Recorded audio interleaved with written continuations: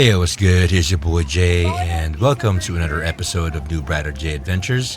This is day 4 of our Da Nang Vietnam adventure, and meron kaming binook ni Wifey na dinner cruise later on sa Han River, which is via the Poseidon cruise.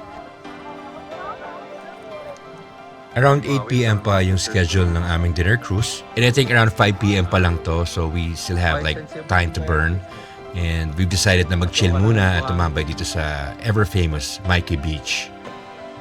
Hey, what's good? So we're here on our day 4. Tambay-tambay lang kami dito sa Da Nang, and nandito kami sa Mikey Beach. Ito yung pinakasikat na parang Miami Beach vibe sa Da Nang. Wala kami itinerary for today except for the cruise later. Puntahan namin. Pero ganda ng beach dito, white sand, and check it out.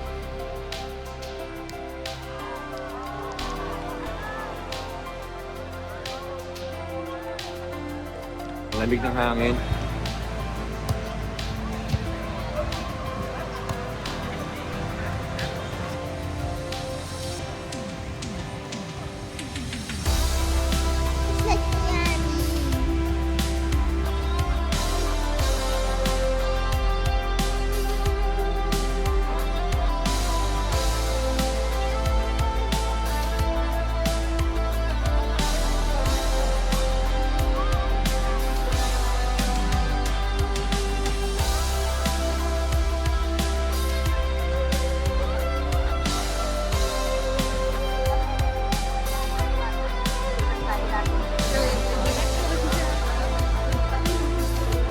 Yan, akala ko bumili ka. Isa cup coffee na lang.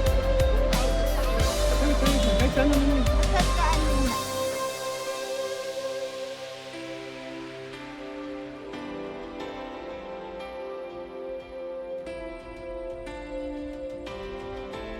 Kapag-massage mo lang muna kami, mga 30 minutes, foot massage, habang hinihintay pa namin yung schedule namin sa cruise.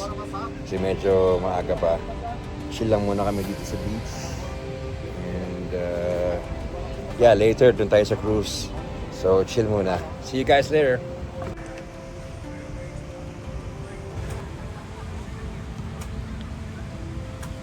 Living the life. Wow. Wait, we're on YouTube. Okay, we're on YouTube.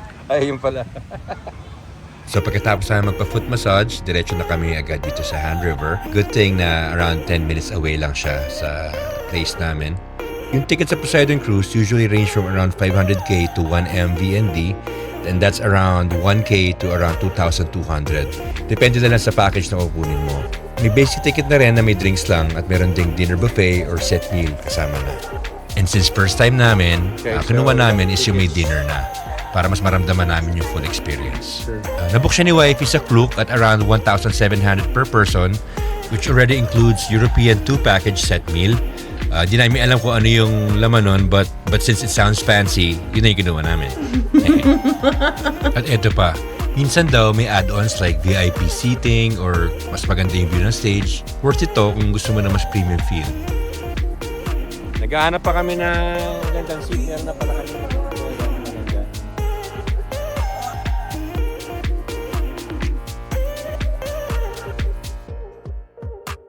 Now, simulan na natin yung experience. Pagpasok mo pa lang sa cruise, ibang vibe na agad.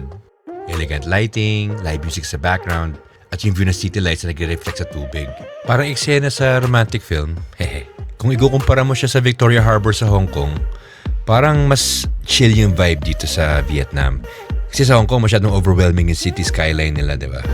May mga live performances on board like traditional singers, dancers. Minsan may mga cultural shows pa. At hindi lang sila basta performance interactive sila.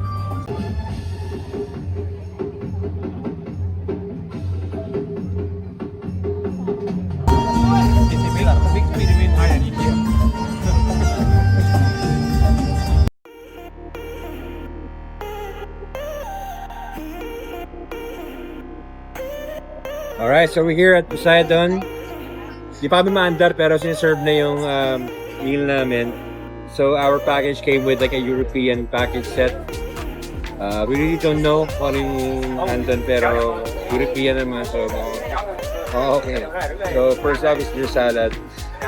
Try natin.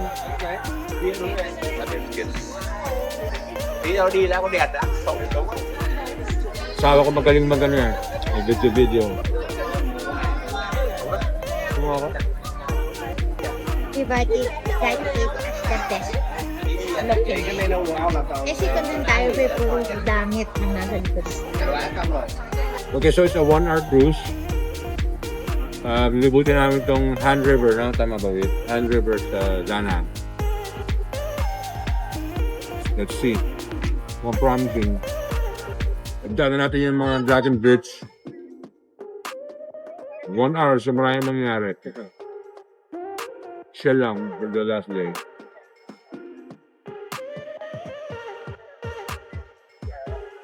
Sarap. Dito natin kasulit. So ayan, unti-unti na dumarating yung mga orders namin. At ang kagandahan dito, since wala nga kaming idea kung ano yung menu nila, unti-unti na lang nila sinaserve sa amin. So, exciting, di ba? At habang nangyayari lahat yan, dahan-dahan kayong umaandar sa Han River.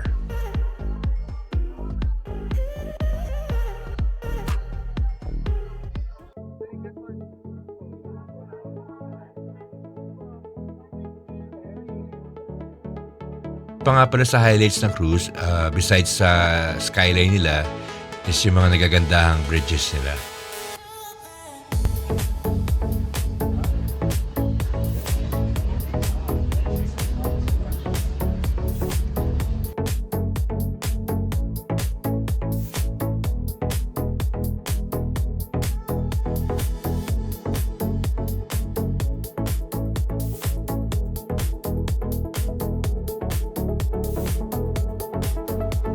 Makikita mo yung mga sikat na bridges ng Da Nang, lalo na yung Dragon Bridge. Ito ang cool trivia. Yung Dragon Bridge tuwing weekend nights, naglalabas talaga ng apoy yan na tubig. What? Yes, literal na fire-breathing dragon. Pero since nakuha namin siya on a weekday, wala. But yeah, maganda pa rin naman siya. So kung kaya mong i-time yung cruise mo ng weekend, itapat mo sa weekend para mas solid yung experience. Imagine mo, di ba, nasa cruise ka, may music, masarap na pagkain, tapos sa labas, may dragon na bumubuga ng apoy. Napaka-cinematic nun, di ba?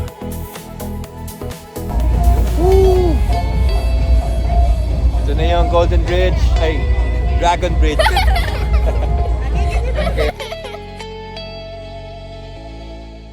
Okay, balik tayo sa pagkain. Kung naka-dinner package ka, usually set meal na siya, mix ng Vietnamese and European dishes. Pati dessert hindi ka mabibitin. Pero honestly, kahit gano'ng kasarap yung pagkain, minsan makakalimutan mo na nga kumain kasi mapapatingin ka talaga sa labas. Yung city lights, yung reflection sa tubig, at saka yung slow movement ng cruise. It's one of those moments na mapapasabi ka na, okay, this is nice. Wow! At ito pa ang isang interesting trivia. Ang Han River ay isa sa pinaka-importanting river sa Da Nang. Historically, dito dumadaan ang trade at development ng city. So habang nag-i-enjoy ka ngayon sa cruise, technically, dumadaan ka sa isang lugar na naging saksi sa paglago ng isang buong lungsod. Nakakainggit, no? Sa Pinas kaya, kailan? Papasana all ka na lang eh. So ayun, hindi lang siya magandang view, may kwento siya. At habang papalapit ka na sa dulo ng cruise, mapapansin mong iba yung pakiramdam. Hindi siya yung typical na tourist activity lang na okay, tapos na. Ito yung tipo na may after feel. Yung tipong gusto pang magstay, gusto pang mag-enjoy, at ayaw pang bumaba.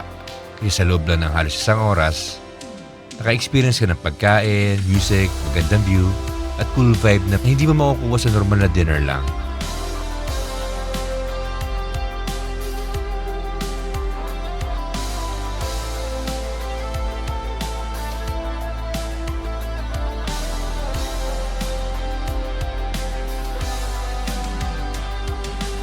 Alright guys, so overall we had so much fun. Ang ganda-ganda dito sa Da Nang. Simple, just parang chill lang yung mga tao, mababait. So this concludes our like 5-day vacation dito sa Da Nang sa Vietnam. And we'll definitely be back. Ang mga pinaka-highlights sa trip namin is yung Bana Hills at saka yung Hoi An. Yung pinaka-nagustuhan namin.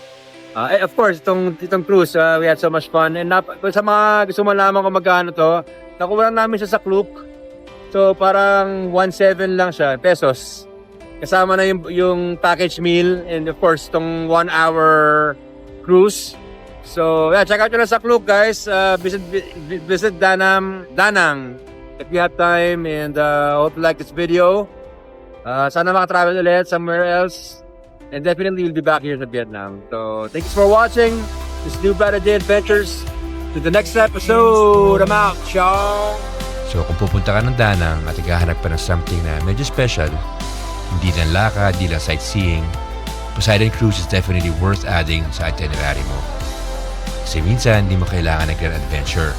Minsan, sapat na isang gabi, sa gitna ng ilog, may magagandang ilaw, may musika, at kasama mo ang mahal mo.